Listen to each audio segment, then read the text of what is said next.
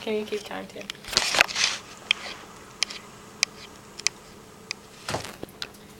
Imagine yourself sitting in a doctor's office, getting ready for your regular checkup, when all of a sudden the doctor comes in, takes off this interesting instrument, puts it in his ears, and asks if he can listen to inside of your body. You say yes because that's always what you say. But just as he puts it up, you think, what is this instrument? Where did it even come from? And what is he even doing? Although you may not have actually asked these questions before, the stethoscope has a very interesting history, and you'd be amazed at the things that it can do. Based on my research, I present information about the stethoscope that include information about the invention of the stethoscope and how it has come to what it becomes today, as well as basic functions of the stethoscope. The stethoscope was invented in 1816, and although its appearance has changed a lot since then, its basic functions have pretty much stayed the same. During the next few minutes that follow, I will explain information about why the stethoscope was invented, as well as who invented it, how it has evolved to become the stethoscope it is today, and the basic functions of it. My first point is the invention of the stethoscope. According to Dr. Raymond, a medical doctor from University of West Indies, has a website called The Doctor's Secrets that was copyrighted in 2010. Up until 1816, physicians would put their ear up against their patient's chest to listen in for their heart sounds. In 1816, Dr. René Laennec had a young woman come in as a patient.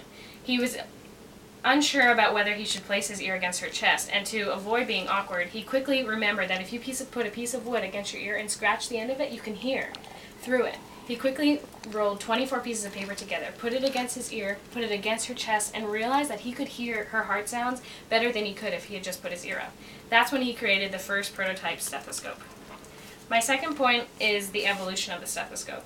The information that I've gotten is from a website called Medical Save, which is a global leader in medical supplies market, and they produced an article on the evolution and changes of the stethoscope. The first one was what I talked about in my first point, the wooden stethoscope from 1816, and that was by Dr. René Laennec. It then moved to look like a flexible stethoscope in 1832, which was more accessible and easier for doctors to hear and move around a little bit.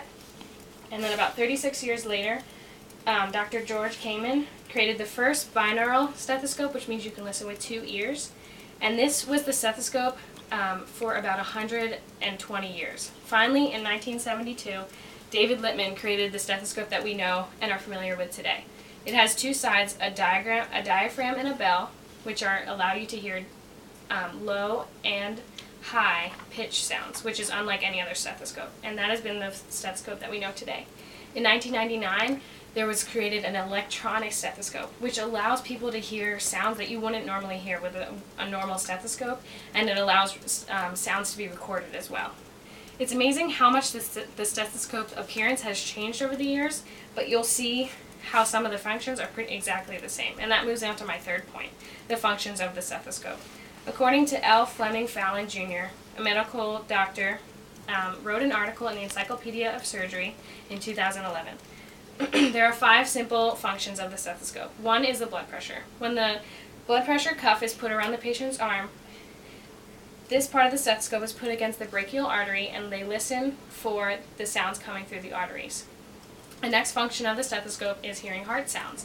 The doctor puts the stethoscope up into the chest and can hear heart murmurs, irregular heartbeats. Anyone that's experienced with a stethoscope can hear these sounds and even diagnose them.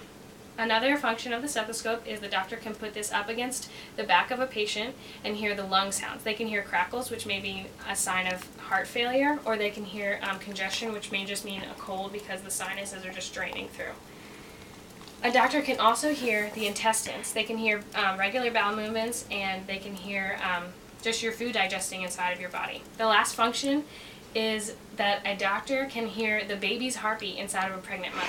And they can also hear the movement of a heartbeat as well, of a baby.